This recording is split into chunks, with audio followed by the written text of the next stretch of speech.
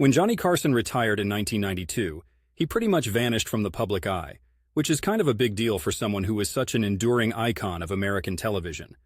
He didn't replace evenings on The Tonight Show with a new TV gig or a new public role.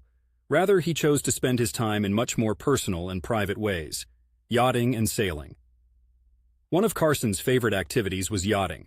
He owned a yacht called Serengeti, and he would often spend days sailing, particularly around the waters of Malibu and the Mediterranean.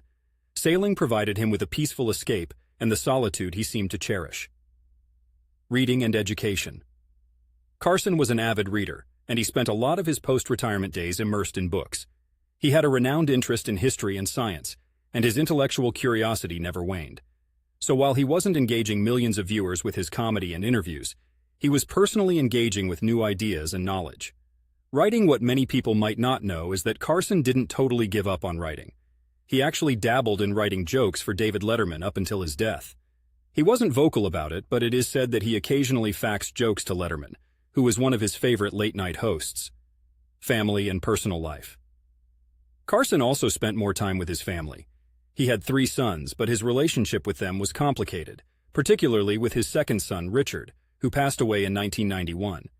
His retirement gave him more time to focus on his personal affairs and relationships, though he did it out of the public eye. Philanthropy. Although not widely publicized, Carson was also involved in philanthropy.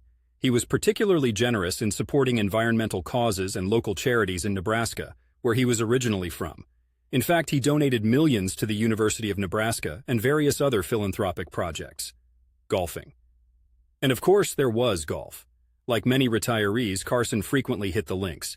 His love for golf was well known, and it became one of his primary leisurely activities. If you ever found yourself on a golf course in Malibu, you might have spotted him. Johnny Carson didn't need the spotlight to fill his days meaningfully. He seamlessly transitioned into a life where he could enjoy simple pleasures, intellectual pursuits, and personal relationships, with very little fanfare.